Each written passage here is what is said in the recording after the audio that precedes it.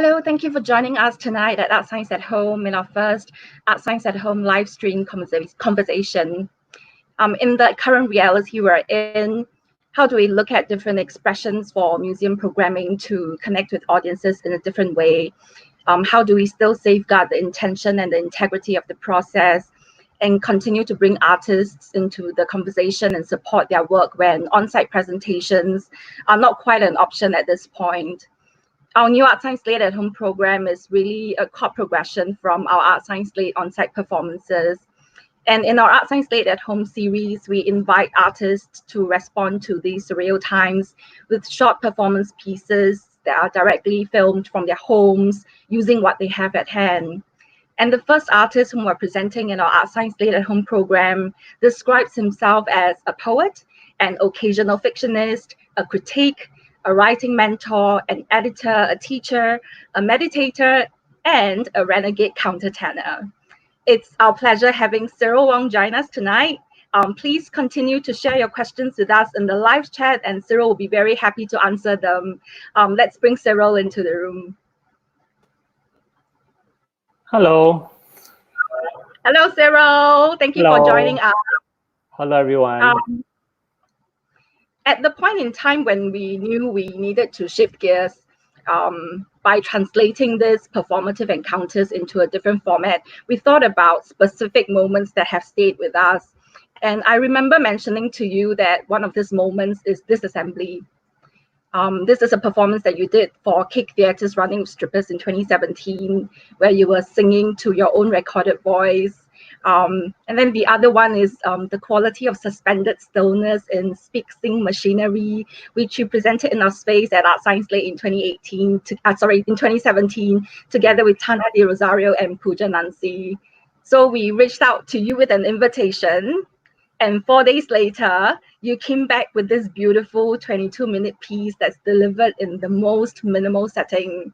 I was wondering if you could talk a little bit about this performance piece. What was the starting point like? How did you develop the ideas? What was the process of creation? I think I would say that the starting point would be you and Stacy calling me up and asking me to do this, and then the phone call came at a very, very I think initial part of this semi-lockdown period or circuit breaker, whatever you want to call it. And so I think already, not just me, but other people like me were already thinking about how do we present work? How do we start to be artistic, right? How do we spread the word about what we are doing in this new climate? And so when this happened, it was a very nice kind of a relief. And the idea that came into my head was automatically that, I would be doing something in the quietude of my own home. It would be something very quiet because I live in a very, I don't know whether you can see, it's a very minimal kind of like environment with very Spartan spaces and quite echoey. And I do a lot of vocal exercises. I remember my own poems. I write here. It's a space of meditation. It's a space for writing and reflection. So the initial idea of this performance was automatically to do a reading. But I think you also encouraged me to include some vocals after seeing my performance with Cake. So that was a nice moment after I hung out on both of you, and I thought about like what was I going to do, and I realized that I wanted to create a performance that was meditative, that included my love poems, that would involve me singing spontaneously without any real structure, something more performance art than a classical music concert, something less structured, something more organic, something that could happen as if I was doing it for real in a live setting like cafe or theater. So the idea germinated, like, it gave me the time frame of like about 15 to 20 minutes. I decided to pick the love poems because all my love poems have a very domestic setting.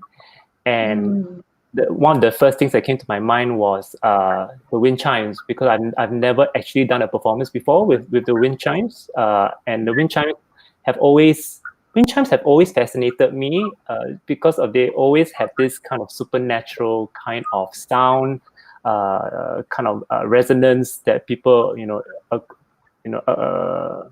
connect them to ideas of like ghosts and hauntings, but also they're also very homely. It's a very homely image, a homely sound to me. Some people don't like the sound of wind chimes, but I love the sound of wind chimes and the arbitrary chords and scales and the kind of resonances that come unexpectedly when you wake up in the morning, or when you're in the middle of writing a poem. I hear a sudden note out of nowhere, and then I realize it's from a wind chime somewhere inside the flat. And I love that kind of randomness. So I wanted to include that haunting type of randomness inside my performance. Yeah, so that's how the performance came about.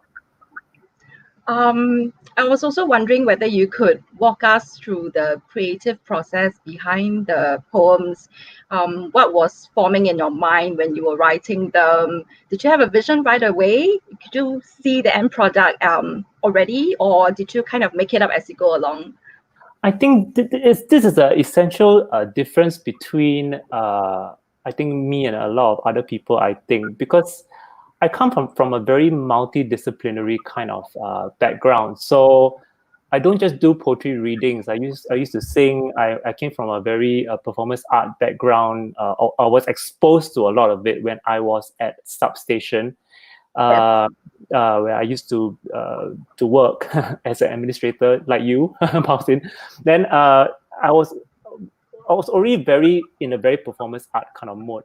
So the poems themselves were easy. I wanted to create poems that or include poems that were about love, about introspection, but also that flowed into each other in a way that would create a sense of continuity, a sense of emotional coherence. But the performance itself couldn't be choreographed. I cannot prepare it beforehand and say that like from A to B this must happen, and from B to C this will happen. I think the rough structure I had was like, I'm going to pick these few poems and see what happens when I click the record button on the phone or on the computer, and see what I will do. So this performance art element is very important for me. There's something very spontaneous and improvised and very impromptu about it that I wanted to capture. So when I was recording it, that's the fun part about performance art. You don't know what you're going to get. If you were to record it a third or fourth time, it might be a very different performance. And the more times you record it, it might actually be a lot less meditative, a lot noisier, or it can be a very angry performance, or I could be rolling on the floor. You just don't know. No, already, cannot roll on the floor. But yeah, so the performance itself was there were certain parameters. It needed to have these set of poems. It had to be within the frame of the recording device. It had to have this time frame, and I had to use wind chimes. So it gave me a lot of impetus to okay, what do I do from 1 second to another, from one poem to the next? What do I do in between lines? And the song that I included in the performance is actually taken from a Greek composer called Mikis Theodorakis. He wrote this very, very famous Greek folk song about a train leaving the station.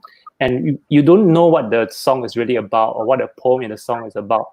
But I decided to retranslate it into English and with my own melodies. So all of that happened without me preparing for it. It happened on the spot. So I think I want people to remember that the organization and the preparation of the poems and the performance itself is very on the spot. It's very spontaneous. And that's what I love about this kind of performance art performances. As opposed to a classical music kind of performance where you're given a score, you do it 8-9 times, and then on stage it has to be the exact same product in a sense. Performance art, not necessarily. So there's a lot of it's based on what do you feel at the moment, what do you want to say, or what melody, how do you want to string the lines together with what melody and stuff like that. So there was a lot of arbitrary things that came into play, and I wanted to create that sense of spontaneity. I'm very curious because you brought up the song that you translated, that really knitted the entire performance together and all the poems that you included. And it's very haunting. It's got the imagery of the train coming again and again, and you were singing November won't be here again. It's a time we won't recall. The train will leave again. The train will leave again today. I mean, just reflecting on the subconscious selection, I suppose, right now. Yeah. Any reason you feel? I was talking about the wind chime, right? Usually the wind chimes always give me very new images every time I hear them by accident. Sometimes it sounds like a lorry backing up. Sometimes it sounds like a train station in some black and white film. That was one of the things that always haunted me about wind chimes. It's like when wind chimes create a sound, I always feel like some presence in the house is parting or some negative energy is leaving the room. So there's a sense of departure that comes with the sound of wind chimes that I really, really like. It's very wistful. It's very, very melancholy. So this whole idea of departure, the Greek folk song immediately came to mind of like standing at the train station, watching a loved one go away. And the lyrics of the song, actually, it's about like, the memory of watching this person that you care about go away. And it's a period I assume to be in November, which is in the lyric of the song. But November won't come back again. This moment is all you have. Once this person is gone, November won't come back again. And this is very fitting with a lot of the mood of the poems that I happen to pick, which is also about the fear of departure, the fear of separation, the fear of endings, basically, that in a very paradoxical way makes the love poems treasure love even more. It forces the speaker in the poems to really value the idea of the relationship. So that kind of vulnerability, the sense of departure, the paradoxical sense of like treasuring what you have, but knowing that what you have will disappear. And then coupled with the wind chimes, that was how the performance came to be. I was reading up some of your previous interviews, and you mentioned that when you write a poem, you always read it out to yourself, and that plays a very big part in how you edit it. And if it doesn't sound right, but it looks okay on the page, you still edit it just to make sure that it sounds right when you say it. And you know exactly how fast or slow you're going to read a poem. I thought that was really interesting when your performance was sitting with me. How did poetry become your main form of expression? I guess because I'm mentally very lazy. I never think in very, very long sentences, or to put it in a more honest way, I think in images first. And the images themselves don't necessarily make sense. And the images come with emotions. And I always feel that I always need to try and make sense of what these images and emotions are about. And poetry becomes the best way of summarizing these things without going on for too long. And poetry has that added advantage of having within its own structure of writing, poetry always has another layer of meaning that the reader or the listener can read into, can discover for themselves what this layer means. And even in the process of writing it, I'm always discovering new things in the writing of an image or an emotion about what the poem can mean. So for me, a poem works. The line breaks work not just because of how I say it, but it works when the poem teaches me something new about the experience that I'm trying to capture. And the experience itself is constantly renewed by the act of writing. It's renewed by the act of retelling. So when I read the poems out loud each time, the poem becomes a new piece of work. So reading out, actually articulating the words each time in my own voice is very, very important. So when I decide how to line break or how to format the poems on the page, it has to be in such a format that is very open-ended enough for me to reinterpret in new ways every time I perform it. And poetry is the only thing that allows that. Prose doesn't allow that so much. Prose is usually quite fixed and quite rigid. With poems, because there's so few words in every line, every time you read it, the emphasis can be different. There's no pressure for certain words to be more important than others as much as in prose, I feel. for me, and poetry allows me to, reinterpret my own sometimes painful experiences in new ways every time I read them. Right. On the use of the voice as a dimension in your practice, I'm also quite curious. The singing, how did that come about? I think I was, to put it in a way that's will make sense to people, I was a musician first before I decided to be a writer. Translating experiences into words didn't come as a natural thing for me. So I sang in various choral ensembles. I sang as a soloist. I sang Baroque music. I sang a lot of classical music works in and out of Singapore for a very long time. But I became very disillusioned by the scene and by how limiting classical music could be in many ways. There is very little room for improvisation. There's very little room for insertion of your own more ambiguous experiences within the space of a classical music score. So for me, when I started to do poetry, I mean, it was always in the back of my head, music will always be the first thing that drives me.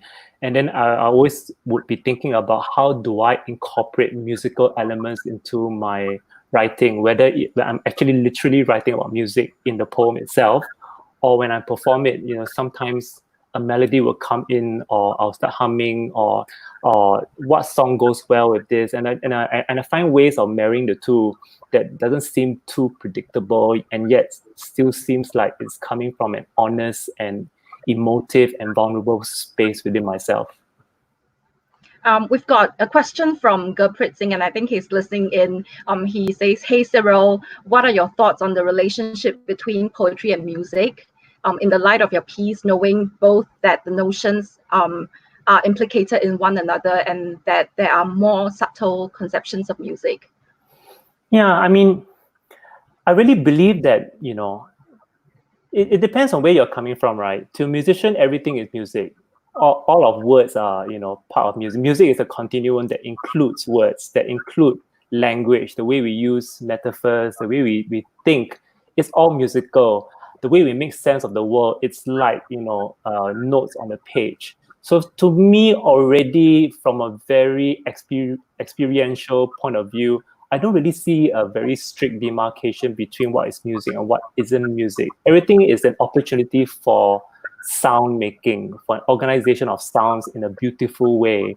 It is more about beauty. It is more about making sense of the world through beauty, through something aesthetic. So music for me, it's a very huge continuum that includes everything, even emotions, not just words, emotions and the way we interact with each other, everyday dialogue.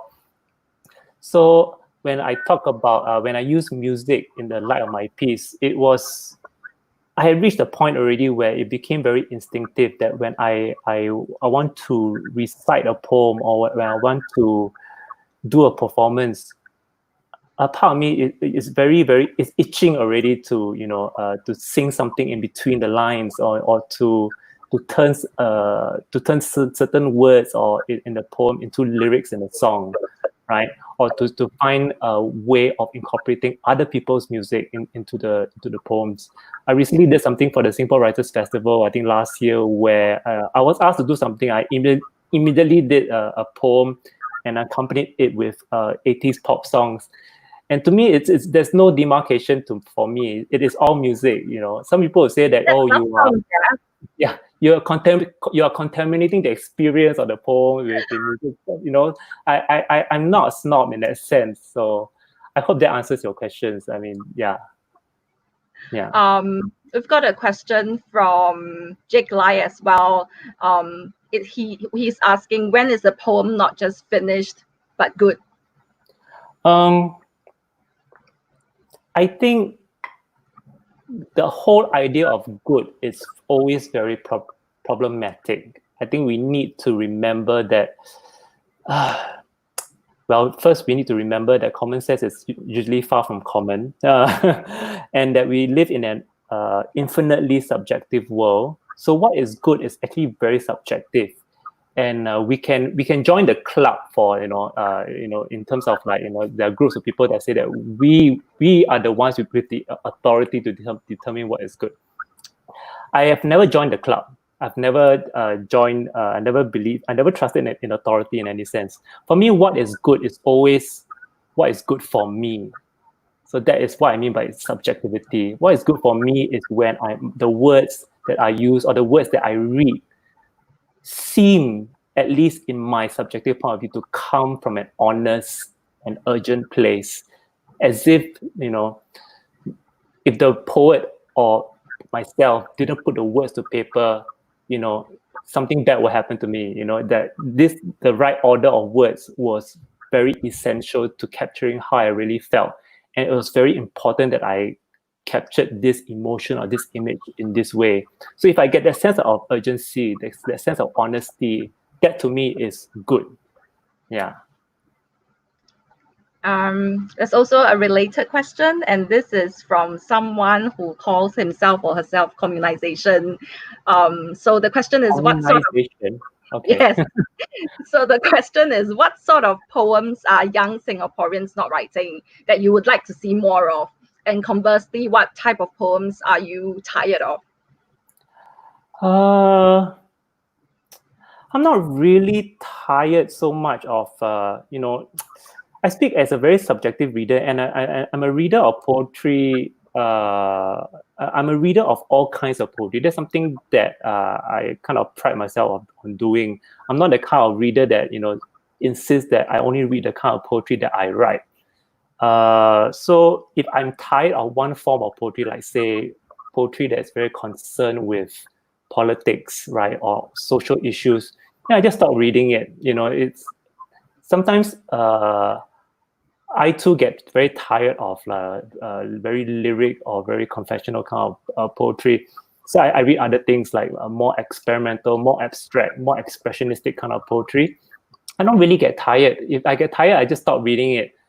I think in Singapore, at least in the context of this country, and I see it happening now, so I think it's a good thing. All I really want to see more of is just greater diversity in the different kinds of voices.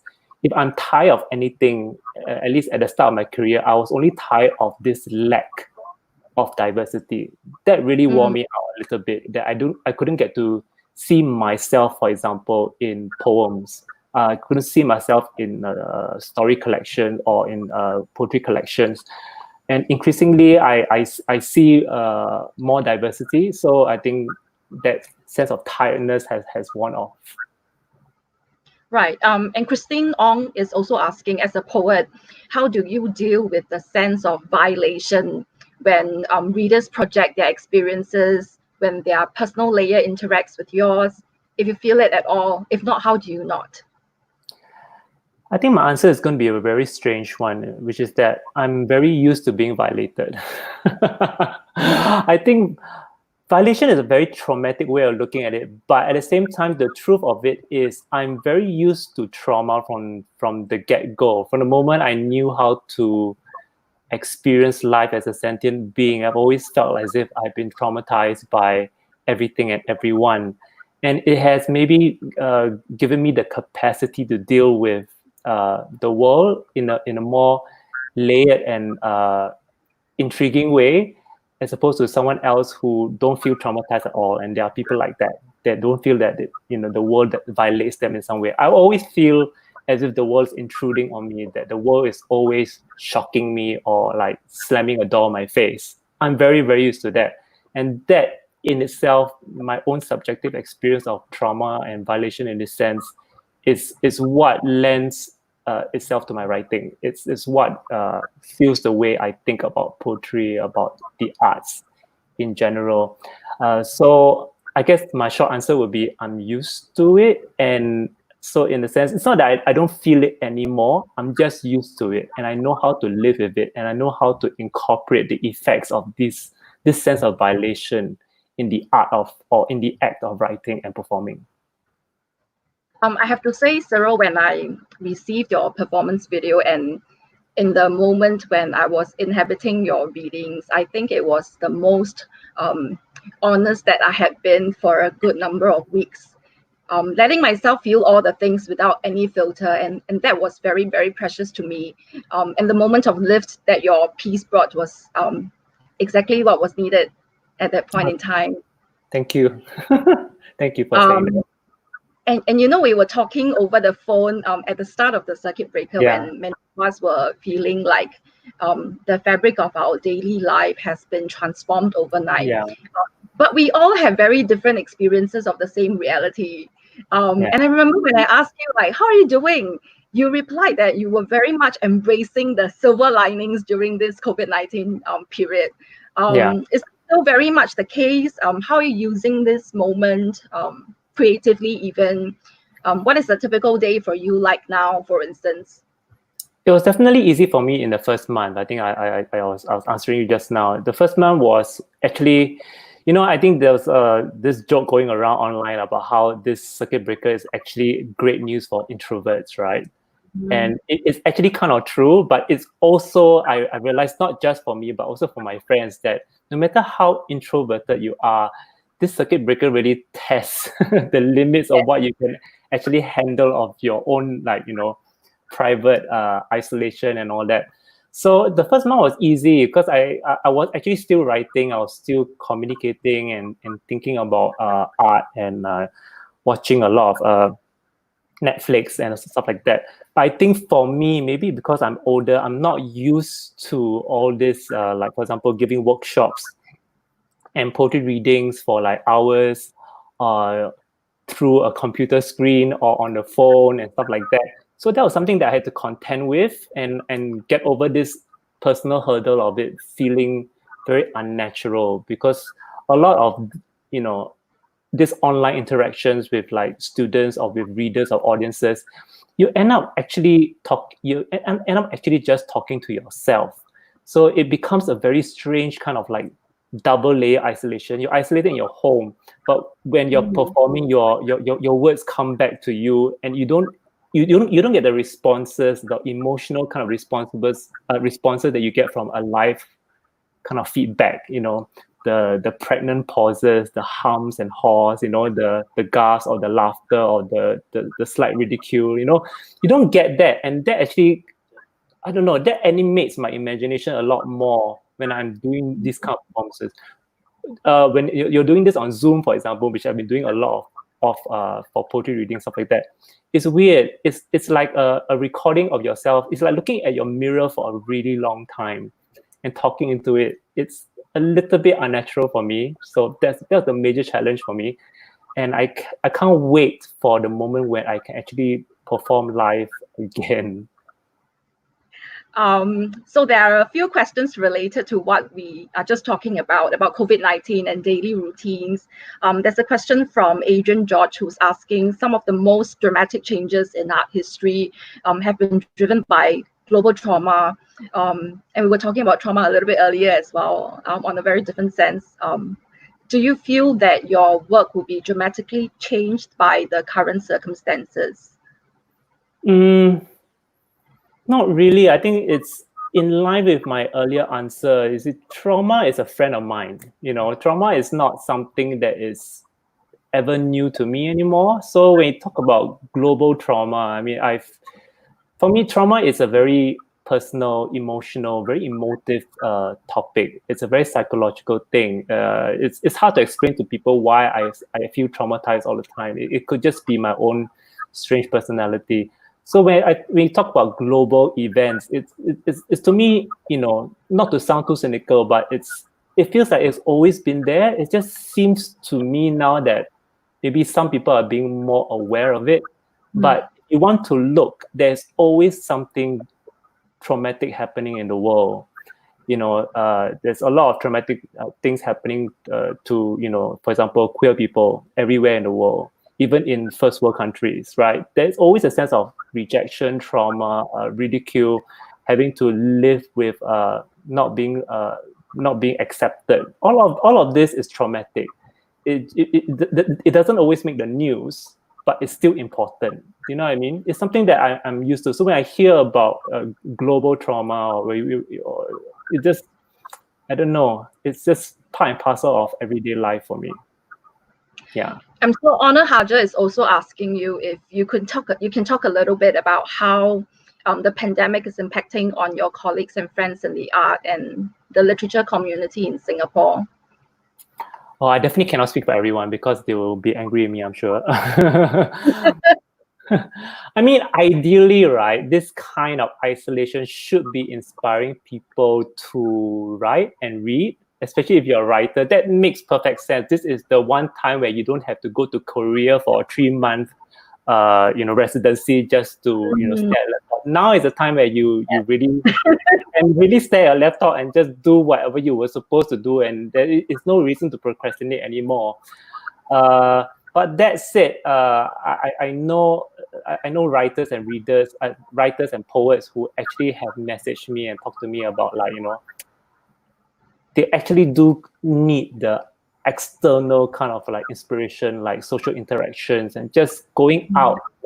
Writers need inspiration from outside. It's not just finding space to contemplate and write your next novel or something like that. They need that external catalyst and stimulus, right? So I think the way people are kind of like writers surviving this period, it's pretty diverse. There are people who embrace it for sure. Some definitely embrace it more than me. They use this period to like really read and edit their works and edit other people's works and retune their novel like 300 times and WhatsApp me and ask me, oh, what do you think about my novel? It's like, yeah, since now I have time, I'll read your novel, So there are people who are really, really embrace it, but other people will go like, oh my God, can I just meet you in the mid section of NTUC just for 5 minutes, just to, yeah. So yeah, it's a whole range of people adapting to this time. Yeah. So Yasmin Young is also asking you whether you have any tips for creatives at home. I think it depends on the creative. If you are, say, a piano player, no problem. You just practice the piece that you've been neglecting for like the last 3 or 4 months. You find the most complex piece that you always aspire to play. You just practice it every day. You have the time now. If you're a painter, if you're a dancer, I mean, I know dancers who are actually finding new ways of like creating choreography in their homes, and actually with the help of Zoom, they are doing kind of like mass choreography sessions, stuff like that. So that's very interesting. With writers, I think it's the most important thing is to really to read. And that's one of the things that I end up saying more and more of the older I become, especially with a lot of younger like poets, for example. I find that they're not actually reading a diverse range of books, which is very troubling to me. There's a lot of younger writers now who just want to write and publish, which is great. And if they read, they kind of read in a very, very limited way. As I was saying at the start of this session, for example, if you're kind of an experimental poet, don't just be the kind of poet that enjoys experimental poetry. You know what I mean? Be the kind of poet that writes experimental poetry, but also read all kinds of poetry, from the very confessional to the very political to the very spoken word to all kinds of like concrete poetry, and be able to enjoy all of these kinds of poetry or these kinds of like prose in equal measure, and learn to see where the poet or the artist is coming from. So this is a very good time actually to read in a more diverse way, as opposed to reading what you normally read. And being a good reader is way more important than being a good writer, I always feel. So on the topic of reading and just trying to absorb the moment, for people who are eager to read, to give their anxiety a place of rest, but they're not really confident that they feel calm enough for this kind of focus, what might be a few books that you suggest that they can sit with?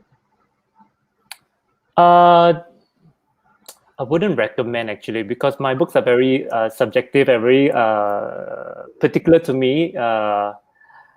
For for me, I just read a lot of books that are very contemplative already in nature, like poets like or writers like Raymond Carver or Linda Paston or Gary Snyder, or the more there is also a Stephen Mitchell translation of Tao Te Ching, and it's all of these kind of books that I have a very what is wonderful about being the kind of reader that I am is that I have a very rich library that, there is a section where I can go like, okay, I don't want to read this kind of poetry book. I want to read the more meditative ones. And this is the time to access that corner of the shelf. So I just go to the shelf, I just pick up a Linda Paston book, I pick up a book by Stephen Mitchell, and I just enter it for, a while, and I slow down the reading. This is the period where you have an opportunity to actually slow down the reading process. Coming from an academic point of view, where you're forced to read like 5 novels in a week, it's sometimes we forget that reading itself should be a pleasure or an end in itself. So I'm using this opportunity to read the poets that create a sense of meditativeness, a sense of reflection. And I think more people, like more creatives, should do the same thing. Yeah. So just to switch things up a little bit, we've got one last question from Masood Basiri, who's asking you, why do you think most poetry by poets like Omar Khayyam happen best when there have been a few drinks? Well, maybe because they're addicts. I know a lot of drunk poets. That's a fact. I know a lot of drunk poets, and they are a very hilarious bunch, because it's hilarious for only this reason. I'm a teetotaler, meaning that I'm allergic to alcohol. I cannot drink. So when my drunk poets insist on meeting me, right, I just know what will happen. We'll end up sitting at the table, we'll end up creating haikus and tankas, and people will start reciting poems the drunker they are. And then by the 5th poem, someone will start arguing with another poet, and I'll be the only one sober at the table. It's really not fun, but yeah, I don't know why they do it. I guess they need poetry to make them forget about everyday life in order to focus on a more mystical kind of a connection to the world, in order for the poem to come. But for me, I don't need that, because I guess I'm mostly quite high on life already. So I don't really need an additional substance. Yeah. Okay, we'll leave it as that. Yeah. I've got one question. I've got something to share with everyone. So we started this project recently, and this is the ArtScience Late Gems playlist that we have been publishing on Spotify every other week. And this is really an extension of our online programming to try to bring us in the community a little bit closer together during these unusual times, because music brings people together in ways that many things cannot. So we have Cyril's selection of tracks up on the ArtScience Museum Spotify account. And Cyril, it's a very musically and emotionally varied pick. What can you share with everyone about this playlist? That I'm of an older generation. Lots of 90s tracks, yeah? Yeah, there's a lot of 90s tracks. Like, I was tempted to add some 80s in, but it's like, no, like that's too obviously old. But yeah, sorry. Yeah. I mean, I think you can tell from my selection that I do have a very weird range of different types of musicians that I like. I love opera to Kate Bush to James Blake to experimental laptop music and stuff like that. It's my love for different kinds of music is a reflection of who I am, and it also explains why I love different kinds of plays, theater, poetry. I just love diversity and what they teach me about the subjectivity of the world, right? Of different parallel universes, of different life experiences, and what everyone is, how different people experience the world, right? And music is one of the best ways of doing it. And I think I included Kate Bush. I think Kate Bush is probably the my internal goddess of my teenage life. A lot of her music, it's in itself, Kate Bush, if you actually listen to her different albums, they're all very different styles of singing, even of themes, and the different kind of thematic concept, the different kinds of lyrics. So I think I love music that is, I wouldn't say new agey, but music that's more atmospheric. right? Music that borders on a certain kind of mysticism, but I also love music that is very much about love, about heartbreak, about recovering from love. And I love musicians like Kate Bush who actually do both at the same time, who are both mystical, but who are also romantic and passionate in their music. So, yeah. We've got one last question from Kathleen. She's asking you, what have you been reading recently? Actually, I've been stretching out this one book because it's this one book that I have that I thought I would finish by April, but then circuit breaker happened. So I'm actually reading sketches of scenes by Doris Lessing. It's called The Real Thing. It's a collection of short stories, but it's more like, some of it is more like sketches rather than short stories. And it's scenes from London. So it's like, it has one story about a woman giving birth in an alleyway. And then in another story, it's about old couple looking at birds and then thinking about their children. So kind of atmospheric stories, which I always enjoy, very emotional and it's very much like poems in itself. It's I always say poems are like very brief love affairs. I don't like novels so much because novels is like a marriage that you have to commit to. It's like I'm quite slutty in the way I think. So poetry brings out the artistic slut in me. So Doris Lessing's book is very, very slutty in a sense. You move from one person's subjectivity to another, and you enter all these different diverse modes of experiences very quickly. And I've actually just finished it. I would have actually finished it in 3 days, but thanks to CB, I've taken my time to finish the whole book. Let's wrap up with this last question, Cyril. Where do you think you're going in the future? That's such a profound question, actually. Where will I go? Is that a question? Where will I go in the future? Where do you think you're going in the future? And you can answer it however you want. Nowhere. I don't want to go anywhere. I want to stay as present as possible where I am, because where I am is so full of mystery and wonder, and it's infinite. The present moment where I am in my subjectivity right now is an infinite space that I cannot stop exploring. There is nowhere to go. Everywhere I need to go is already here. I'm already where I need to be. I can't think of a more wonderful and poignant way to end this conversation with you. I really want to thank you for lifting the curtain and your generous sharing during this entire process, Cyril. And so thank you to you and everyone else at ArtScience for inviting me to do this again, to be part of your ArtScience Late. It's really a special thing to be working with people who actually understand the needs of artists, and understand where artists are coming from and know how to look after them. So thank you for this experience. It was very, very, very rewarding. Thank you. And we loved having all of you join us virtually tonight as well. And we really appreciated all the questions that you've sent through for Cyril. So nothing is really like before, and these are really interesting times for how we present artists on alternative platform forums. And in the upcoming ArtScience Late at Home session in June, we will be featuring vocalist, bassist, songwriter, and producer Tim Dakota. And in July, we are doing a collaboration with Kitchen Label and ambient music producer and composer Kin Leon. So everyone, please stay healthy, be safe, take care of yourselves. Thank you, Cyril, once again, and have a good night. Yes, everyone stay safe. Thank you.